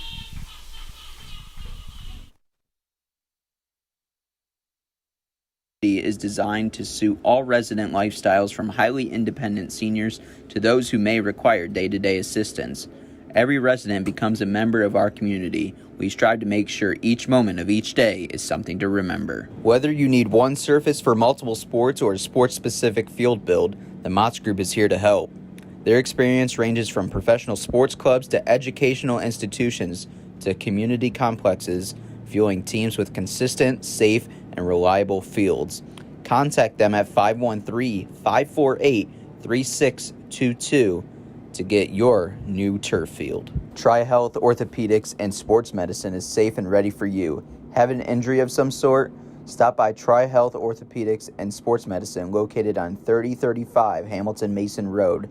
The physicians and specialists at the Tri-Health Orthopedic and Sports Institute provide a full range of orthopedic care to ensure you don't miss out on a single moment on or off the field. Joe's fans, in need of insurance, United Heartland Insurance Agency has your back. A consolidation of a number of family-owned independent insurance agencies dating back to 1872, for years they have been protecting the assets of their clients by offering comprehensive and competitive business, personal, and life insurance products. Visit their Hamilton office at 185 North Brookwood Avenue in Hamilton, or give them a call at 513-896-5555. The Greater Miami Valley YMCA. When communities get better, the world gets better. Discover how we positively impact the nation and how you can help us, one neighborhood at a time. The Greater Miami Valley Y, your local stop for building a healthy spirit for mind and body for all.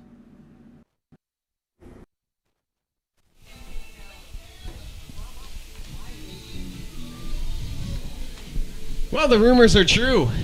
Dalton Miller takes the mound for the bottom of the ninth for the Joes. He whips in his second-to-last warm-up pitch to Sammy Sass behind the plate. He's got a nice cushion to work with. Joe's got the 7-run lead, so should he keep this one, he won't get the save.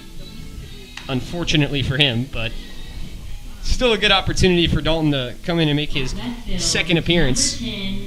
Dalton Miller on the season pitched 3 innings against the Marlins a couple weeks ago, gave up 3 earned runs, 1 hit, 4 walks, and 2 strikeouts. Yeah, so he was perfect. He came in for that 4th inning and just couldn't throw a strike. Yeah, he was perfect through 2. Yeah, he was really good through the first couple. But he could not find the zone in his 3rd inning of work, so he was eventually pulled from the game. First pitch was in there for strike 1 to Abraham Garcia Pacheco. And now the next one is fouled off. Or I believe this is actually Hogan Heck, rather. So Heck is 0 for 2 hitless today, but he does have a pair of walks to his name tonight. He's down the count 0-2, though. Dalton Miller looking to get his first strikeout. Here it comes. And that one gets away. Look out. Behind Hogan Heck's head, he takes a duck, and the count is 1-2. Yeah, he was throwing his first curveball. And that one just left the hands awkwardly. 1 ball, 2 strikes. Miller kicks and deals. This one is flown out into right field, but it's going to get into the Joe's bullpen foul. Count remains 1-2.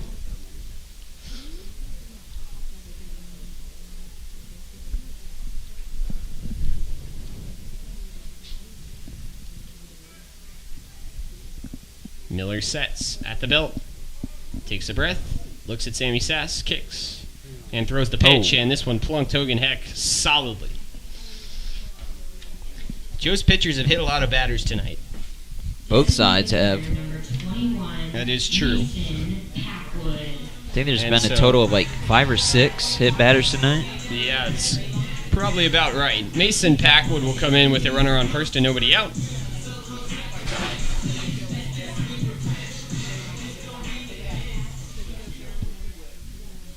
Packwood came in the last at-bat to pinch hit and struck out looking. He took the place of Matt McNaney. First pitch is a broken bat over to first base. Dietering gets 1. Staten tries to fire over to first for the double play, but can't get it. It gets by, but there's a player backing up that throw for the Joes, and that, I believe, was Ethan Lyman, and it was. Or no, it was rather Alex Thornberry. Nonetheless, it's a fielder's choice. Dalton Miller gets his first out as the lead runner is retired, and Michael Bernhardt will come to the plate. The Scouts down to their final 2 outs now.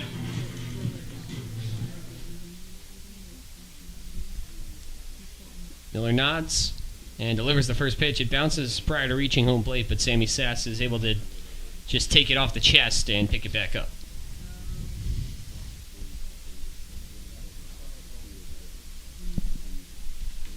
Bernhardt walked in his last time up and was the first of 2 runs to come across for the Scouts in that last inning. He swings and misses at this one for strike 1.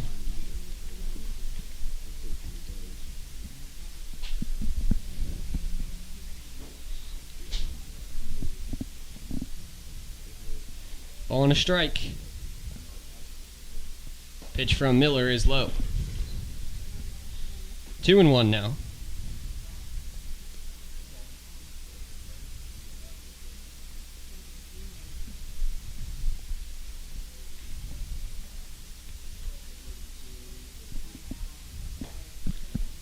And that one is low for ball 3.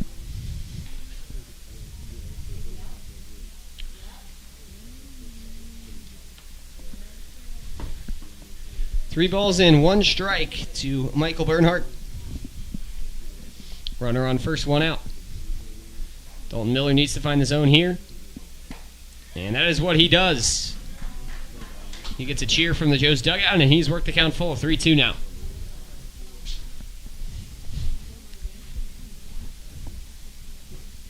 Double play depth, of course, for the Joe's infield. Time is called.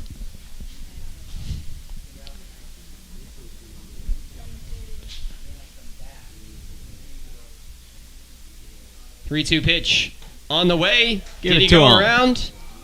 They're going to appeal to the base umpire. He did not go, and that one was just outside. Dalton Miller shakes his head, but now they're on first and second. Thought he might have gone around. It was close.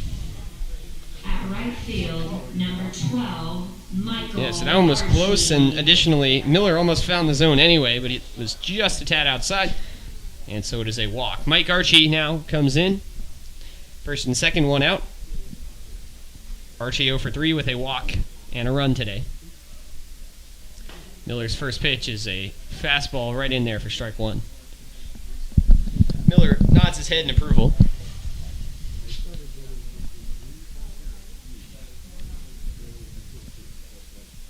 He takes a breath and now gives the 1-1 offering.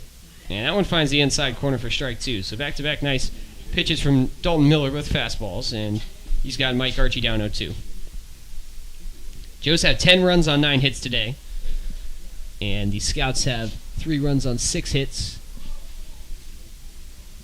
In the scorebook, though, for the Scouts, biggest category, 5 errors that have come at some critical times that have not allowed them to have any help in this game.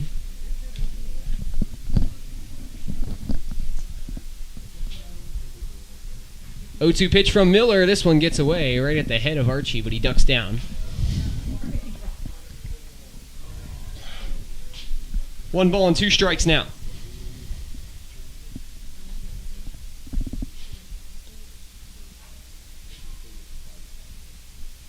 Miller kicks and fires, called strike 3 on the inside corner. Oh, how about that? Nice curveball there, Dalton. He gets the backwards K, and now the Scouts are down to their final out. Hodges is 0 for 4 today. He struck out back-to-back times in his last 2 at-bats. The Joes are 1 out away from the playoffs. Jack Hodges swings at the first pitch. It's a grounder to third. Picking it up is Garrett Staten. He steps on the bag. That'll do it, and the Hamilton Joes are playoff bound. Dalton Miller records the final 3 outs. They put a stamp on this one here, and they clinch the playoffs with a 10-3 statement victory on the road. Yeah, good win for the Hamilton Joes, and like you said, they have clinched a playoff berth, and now it's a matter of who. It's most likely going to be the Richmond Jazz, 99% sure of that. But now with 4 games left on the schedule, you try to win the next 4 and try to get home field advantage. Yeah, so like Sam said, the Joes have now clinched the playoffs. Despite being in second place coming into tonight, they have clinched playoffs, and technically it is still possible for the Cincinnati Steam. The Richmond Jazz would have to lose out, and the Steam would have to win out. However, that is rather unlikely, but for us here in Hamilton, the Joes have clinched, and they will get to see the first-round series against one of those two teams. So 10-3 is your final score here, an offensive explosion from the Joes, and they're able to hold off the Xenia Scouts. Thank you for joining us here on this Wednesday night. Don't go away. When we come back, we're going to have Garrett Staten, who had the Inside the Park home run earlier today for our post-game interview. He will join us on the broadcast, and we will wrap things up from Xenia. 10-3 our final. Stay with us here on Hamilton Joe's YouTube.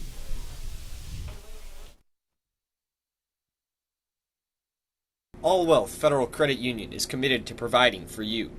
Through convenient online banking, home and auto loans, saving accounts, checking accounts, credit cards, and more, All Wealth can provide for all of your banking needs. Located at 6 South 2nd Street in Hamilton, they can be found on the phone at 513-868-5881 or online at allwealth.org. All Wealth, supporting those who serve us. Butler County Mental Health and Addiction Recovery Services, in partnership with the community, is here to provide comprehensive recovery-oriented system of care and prevention. In addition, we continuously improve the quality of life of Butler County citizens through the support of addiction and mental health recovery services. Butler County Mental Health and Addiction Recovery, a proud sponsor of your Hamilton Joes. Bridgewater Falls offers guests a unique shopping experience with more than 30 shopping destinations, including Target, JCPenney, Ulta, Best Buy, Michaels, Dick's Sporting Goods, and many more. Bridgewater Falls also has a wide variety of delicious dining destinations. From burgers to pizza to sushi, experience all the flavors of Bridgewater Falls. Bridgewater Falls is located just off the Butler County Veterans Highway, Ohio 129, at the corner of Princeton Road and Bypass 4. Come experience a great shopping, dining, and services in the heart of Fairfield Township, Ohio. At Brown Dawson Flick Funeral Home, we don't just care for the recently departed. We serve those who held them most dearly. Our families have known since 1935 that they can count on our honest and respectful staff to provide only the highest level of service. The kind of service that you can't get just anywhere these days.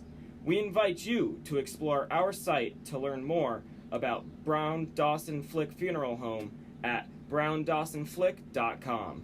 A proud sponsor of your Hamilton Joes. Carefree Heating and Cooling is an AC service in Hamilton, Ohio you can trust. When you are looking for a quick AC repair in Hamilton, Ohio, turn to the professionals at Carefree Heating and Cooling. With a name for completing the work correctly the first time, you can rely on our quality service to get your AC system working like it should. When you need air conditioning fast, call us at 513-268-5164, or you can also contact us online at carefreeheatingandcoolingco.com. The Casual Pint is a community and neighborhood craft beer spot located in Hamilton that provides a vast selection of the best craft beers the region has to offer. They also offer a great selection of food options from appetizers to entrees, so if you just need a snack while you socialize or want to enjoy lunch or dinner, they have something that will hit the spot. Go online and order at hamilton.thecasualpint.com or go to their location located on 130 Riverfront Plaza. That is 130 Riverfront Plaza in Hamilton, Ohio. Proud sponsor of the Hamilton Joes. Joes fans, Chatterbox Sports is your home for high school sports all across Butler County. For live events, exclusive interviews, podcasts, photos, and more, visit chatterboxsports.com. Also follow them on Twitter and Instagram at cboxsports. Joe's fans, stop by Chester's Pizza to grab the best slice in town. A local staple since 1948, they're located at 2929 Dixie Highway in Hamilton, and they can be found on the phone at 513-892-1973. Chester's Pizza is a proud sponsor of your Hamilton Joes. For over 130 years, Coca-Cola has been guided by a spirit of creativity, innovation, collaboration, and love of community. The next time you come to Foundation Field to watch a Hamilton Joes game, do yourself a favor and get yourself an ice-cold Coke. Coca-Cola, proud sponsor of the Hamilton Joes. Are you switching or looking for a new bank? First Financial Bank is the perfect fit because they put you first. Their 3 goals is to stay flexible to serve your needs, invest in the community financially and personally, and they tailor their services to your needs. First Financial Bank. When it comes to managing your money, they make it easy, fast, and secure. Come curious and leave inspired. The Fitton Center for Creative Arts isn't just a building, it's an experience. We are a non-profit community arts organization that has been a part of the Hamilton community for over 20 years. Visit us soon to see what we have to offer. Learn something new in one of our art classes or workshops that are open. Back here at Grady's Field, Sam Newcomb here alongside the player of the game, Garrett Staten. Garrett, inside the park home run for you tonight. What's going through your head when you're going around the base paths? I don't know. I saw it burn him, get past him in the outfield, and I knew it was a triple at least. And then I saw him waving me around third, so I should have dig it a little bit harder for 90 more feet, you know. It was your first home run of the summer, but with the win tonight for you guys, you have clinched a playoff spot. How excited are you and the teammates to play some postseason baseball and have a chance to win the 3rd championship for the Joes in franchise history? We're all really excited. We've came together as a team a lot lately, and I've heard the postseason's pretty big at Hamilton, so hope we can get home games and go win this thing. Your mom's in the chat. She said, "Way to run, G." What do you have to say to your mom right now? I thank my parents for everything. As my mom and dad, I wouldn't be anywhere without them, man. All right, Garrett, thanks for joining us. Inside the Park home run, 2-hit day for Garrett. Joes win 10-3 and have now clinched a playoff spot in the South Division. So for one last time, I'm Sam Newcomb saying